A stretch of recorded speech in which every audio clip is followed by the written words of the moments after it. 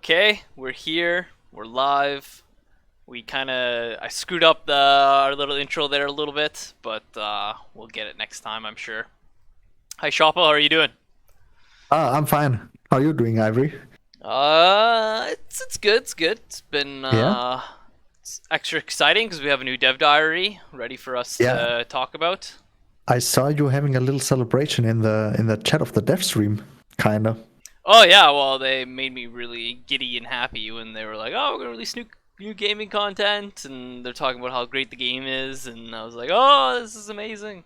But Yeah, yeah. I mean, we'll never know until once we get it. So Oh yeah. don't want to raise my hopes too much.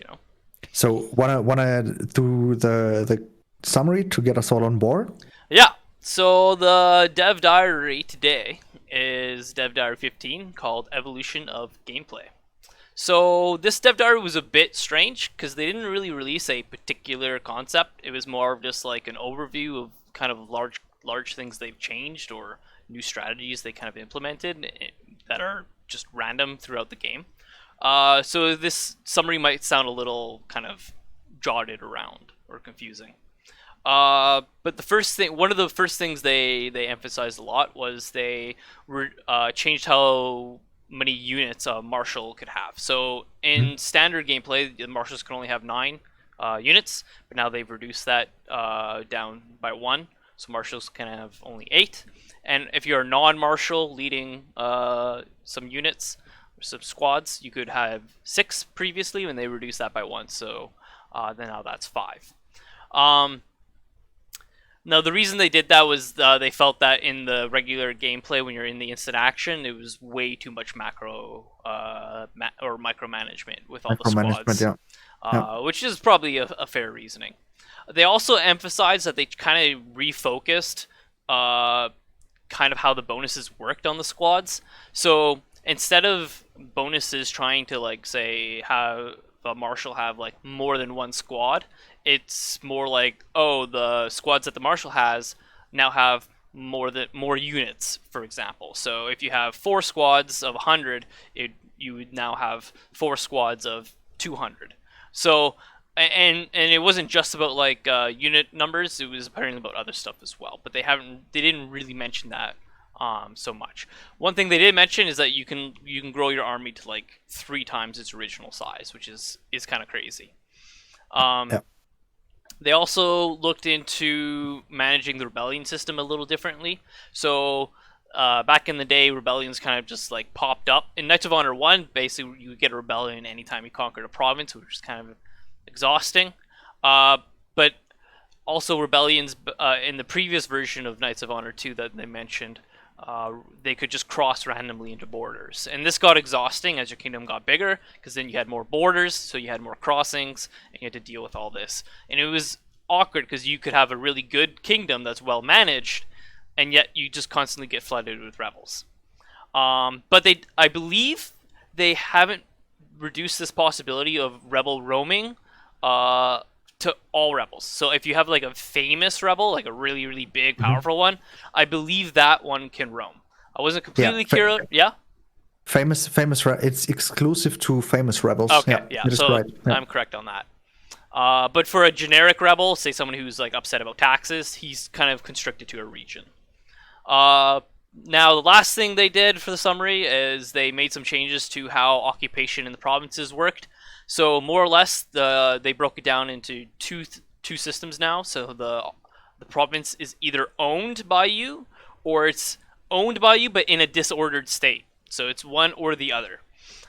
If it's owned by you, that's good. It's owned. It's not just in disorder. You can build stuff. Blah blah blah. In a disordered state, however, it's still owned by you. It's in like your territory, quote quote, but you might have other problems to deal with it. So it might be contested from a neighbor or something, or there's rebels in the province, or something like this. And the ability for you to transition out of disordered into an owned state also is heavily weighted with the culture, the population, and they mentioned some other factors that go into that. It's kind of like the history of the province can make it harder to transition a disordered state into a well-owned, controlled state. And they did this because they felt that the old mechanic was a bit tedious with how you go from occupying, and it also involved other aspects that came into play, which made the whole system kind of like a spider web. So this kind of just simplified everything and broke it down into two nice, easy, simple steps. Boom, bada bing! I think that summarizes the DevDiary 15. Um, Yep, yep. any other big points That's to add there, Sh0ppo? no, that's the major points. There were some minor points like Well, the add river them in. crossing, the river crossing. Yep. So I mean, in Knights of Honor One, your marshals could just cross the river. Now it will be that they have to camp. Oh yeah, we can see it on screen now. Yep. Thank you for that. Your army has to make a little camp. They're gonna like you Prepare. see a progress bar as they explain it. That's when they build a ship or a how to say it float Floats, rafts. rafts, yeah, to cross the river, and at some point they're just on the other side of the river. And the interesting part about that is the first thing in this state they're also kind of disordered, so it's a good moment to attack if you want to. Yeah, And the other didn't thing, they mention it's like before and after as well? So like if even if you cross, then you're still in a somewhat of a disordered army, uh, or no? yeah, I know they talked about it, but I didn't really get it like Yeah. acoustically. So Okay. I'm not sure about that. And the other thing is that there may be some skills or one skill which improves this kind of fashion, but they didn't get into it. Yeah, but Yeah, that seems that's about very it. Yeah, natural to add like a skill that helps you cross rivers better. yeah. And That's yeah. and like one thing that Brad mentioned was that he was really impressed and happy to see how your armies will grow, because in the beginning you have like very small armies, Hmm. and like you said, you could triple the size of your army, and if your kingdom gets larger and bigger and stronger, your army does too, and your marshals can lead like you said 21 squads, with maybe even more units per squad. So that I think that's gonna be cool, even for the real time battle, not the I automated think battle. one thing it for sure gives the player is this sense of like this is an army and this army has a history to it.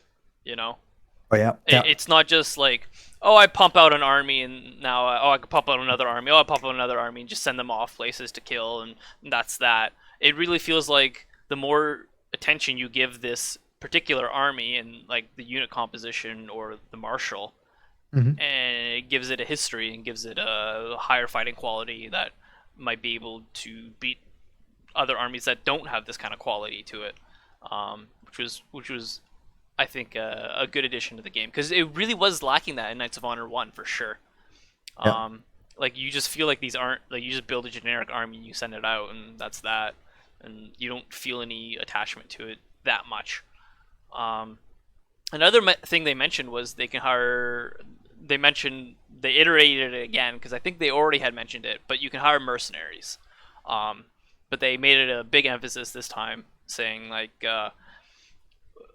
it's difficult to do it when you're as a small kingdom, but as you get bigger and bigger, you can hire just like a whole army. They mentioned of mercenaries, and they mentioned this was a very heavy cost, but I'm surprised they said it was such a heavy cost because then like, well, why would I ever do that? So there Mhm. must be some deeper reasons that they haven't perfectly laid out for us, or at least I hope so. Otherwise, because I find in a lot of grand strategy games, mercenaries tend to just not be used a lot, they or overlooked. Mhm. Like and generally speaking about the current Death Diary from all the changes, which did you like the most, or and which did you like the least of the things they announced and the things they changed? Mm, I'm interested in the rebellion system. I think that's a good idea. And obviously, it's something that when you get bigger, it's going to become a huge problem. And I think Yeah, it's actually true. a couple of these Yeah. changes were related to this. So the about the kingdom size mostly, like for big kingdoms, what's the problems and make that gameplay a bit smoother. And I think that that's a good focus. So I'm pretty happy that they looked at the rebellion system. The change I think I cared the least about is probably the marshal one. They said they brought it down just for micromanagement reasons. That's fair. And maybe it was actually like like intensive as hell in the instant battles. But I think Mhm. that's dependent on who you talk to, right? So for me, I used to play Yeah, yeah, StarCraft 2, so I could probably handle that easily, right? But then again, my girlfriend, who's never played a RTS in her life, she might really struggle with that many squads in an army. So that change, it's nice. For me, it's not a game breaker. What yeah, about you? yeah. What do you like Yeah, the I'm best I'm and dislike the most? I'm pretty much the this. I pretty much have the same thoughts about the army size because I never really do the battles on my own. I always make them automated. But one thing I recall that they also told, Yeah, but and you do that in Knights of Honor 1, right? Like Knights of Honor 2, the battles might be super cool, and that might not be the case anymore. You might true, always want true. instant action. Okay, yeah, true, true. We're gonna have to wait for the Yeah. game to come out to. Yeah, that is actually true. And one thing that I really had mixed feelings about was this kind of food supply thing because I asked it in the comments. What was your Um, question for the audience, if there is the, audience? yeah, the question was that if you deploy a really large army, which you could do in one province that has a governor with the right skills, so you could deploy a very large skill, and if you move this army to the next province, can you maintain the upkeep of food? But Mm. I forgot that the food is calculated all throughout your kingdom globally. But one thing that still remains, and there was a kind of an issue in Knights of Honor 1 too, that if you want to stack up the supplies or if you have to rehire some troops, it could really take a while and be kind of a bottleneck because a poorer province won't produce as much food as a richer one does. But it could But be a technical element. don't you think that's a nice flavor to the game that I there don't are know. I don't richer and know. poorer provinces? It sure is. I was just worried about if it will like really get annoying and slow you Mm. down with conquering. But to to move over to and move back to your question and maybe to a more optimistic point, what I really liked is removing this occupation state. Yeah. Um, when I introduced it, I was kind of like, okay, yeah, it sure does make sense. And when I did my video and the translation, I not really realized, but now I realized that I was having some problems getting into it, and it was the way that it was in the occupation state that you had to really get your head around it.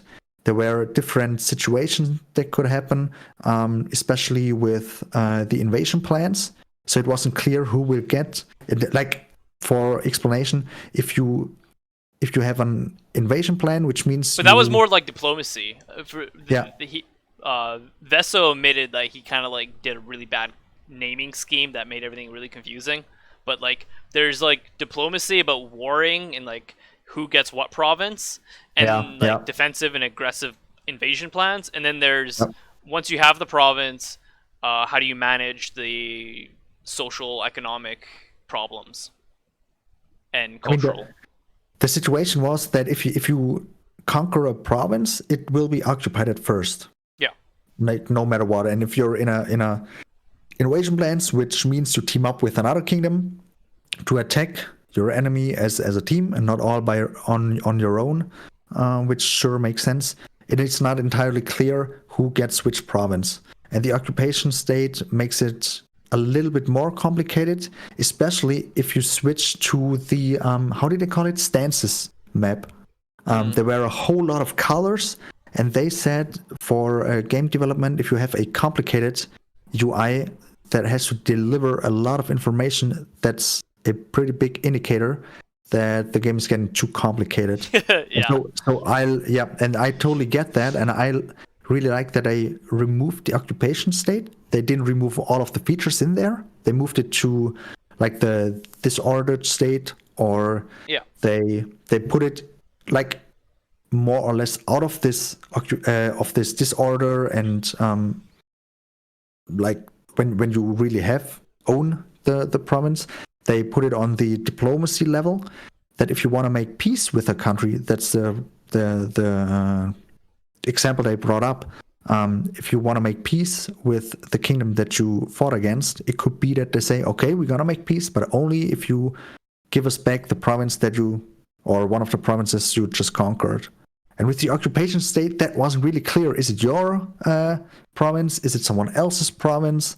Yeah, so I'm totally happy about this because it Yeah. wasn't necessary. It was unnecessary, complicated. Yeah, Clarify some of the complications there for yeah, everybody, yeah. hopefully. I got a couple points I want to mention that I thought were really cool from the stream. So one was they're still using the old Knights of Honor voices in the game apparently, Mm-hmm. which I thought was absolutely hilarious. That is hella cool. Yeah, Yeah. I'm hoping that maybe they might ask the public to submit voices. That would be really cool.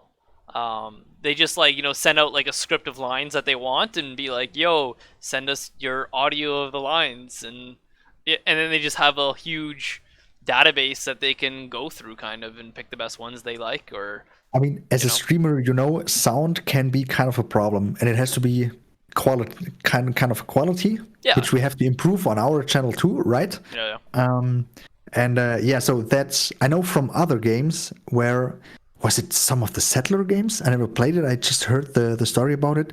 They had really bad voice lines and they had really bad quality. So they fucked this yeah. up entirely. Um, yep. Yeah, that's all you need with voice lines. Good lines and quality, and you can't get either. It's terrible. Another really cool thing was, or thing I think I want to touch on a bit more before we close up. So they mentioned that the rebellion areas are now like a generic rebellion fits to a certain area. So Oh yeah, we definitely have to talk about that. yeah, Yeah, so rebellions. Yeah. that reminds me of Europe Universalis, where you have kind of different cultures, and wherever your culture is, you can have like a rebellion, and these rebellions can also move around somewhat in that area. Um, so I'm curious if these rebellions that stick to certain areas, if there are maybe like more areas that are more dense of rebellion pocket possibilities and areas that are less dense. So what I mean by that is if you have like a huge wide area that only has like one rebellion faction or person that sticks there, whereas you might have another part of the world where you have 3 or 4 different rebellions that might pop up for whatever reasons and stick to that area. So that would be what do you think about that, to have areas that are more um, what's it called, likely to rise up? Or do you Yeah, think the whole world is just like Jigsaw? I mean, basically, it depends on how happy the population is, right? So I'm not sure if I entirely get your point, but normally it is that if your people are unhappy within a region, within a province, it is more likely to get rebellions. Hmm. And what I could imagine if, for example, when you conquer a province, and we talked about this disorder state, there is the possibility, as they announced now, to by force make people move or get loyal to your country. Not for that they say, okay, you're a cool kingdom, you're a cool guy, you're a cool sovereign. We're happy that you're our sovereign now. But instead, it is more like, okay, you're either disobey my leadership or you're gonna get executed, whatever.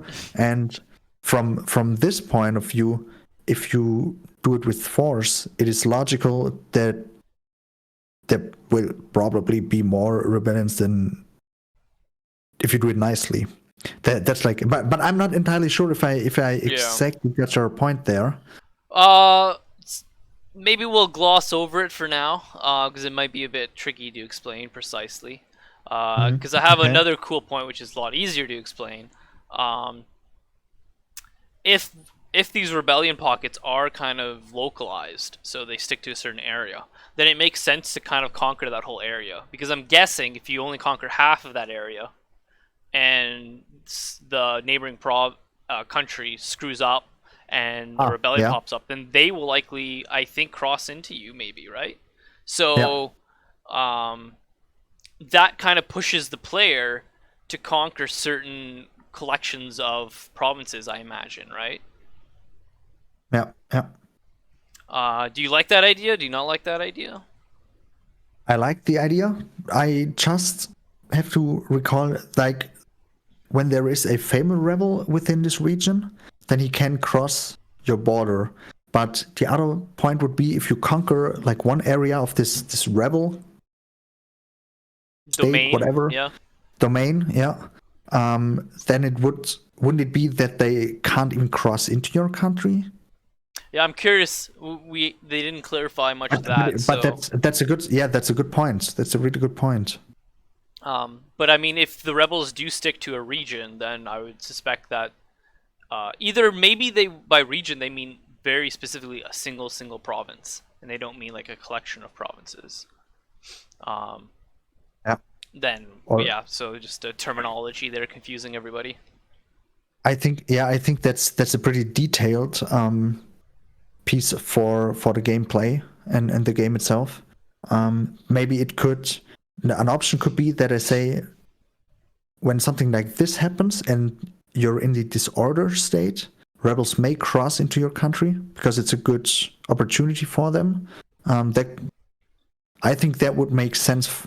And if the population gets happy and everything, then rebels, or maybe they will get back to the rule as they announced it, that rebels can't cross borders unless By what they they're famous explained rebels. earlier about how this problem of rebel crossing only really became apparent when you were bigger, I think that uh, having the rebels say localized, but localized to a region or a selection of provinces may not be that bad. Because if you're a huge kingdom, odds are you're going to have large pockets of collection of provinces and stuff. And the provinces that you do border, I'm going to guess, are probably going to be the cutoff points of, say, like culture groups or something like this.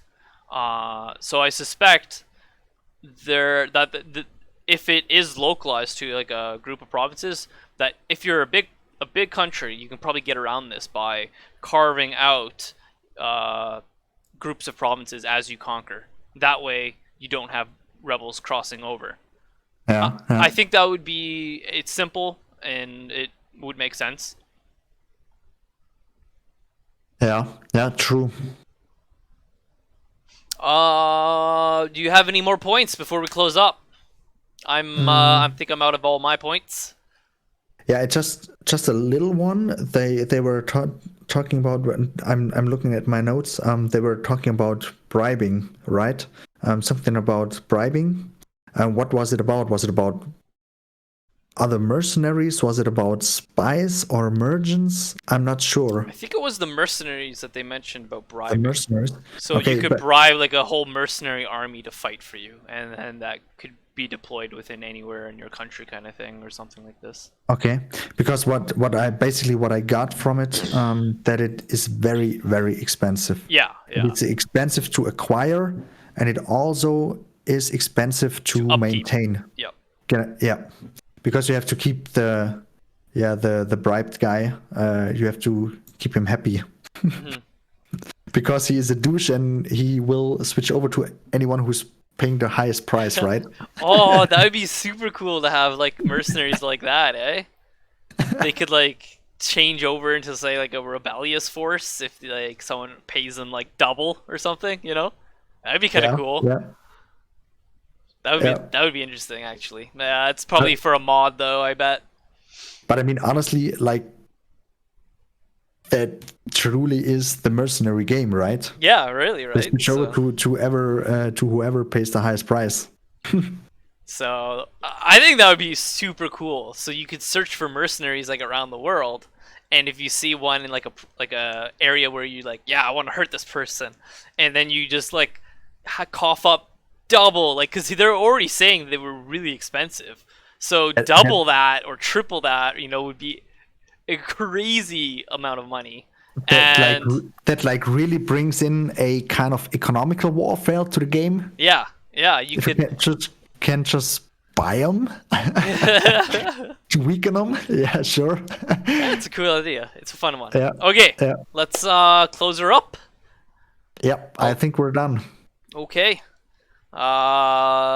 May the sun always shine on all of you, and until the next Dev Diary, Dev Stream, and also our other games that we have on the sidelines. I think we're going to be doing Hmm? another.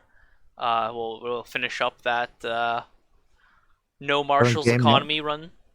yeah. Yep. I think we should that. I think we should do that pretty soon. Yep. So guys, okay, thanks for tuning in, Thank you. and have a great evening, great day. Take care of you, and let the sun always shine on you. See ya. See ya.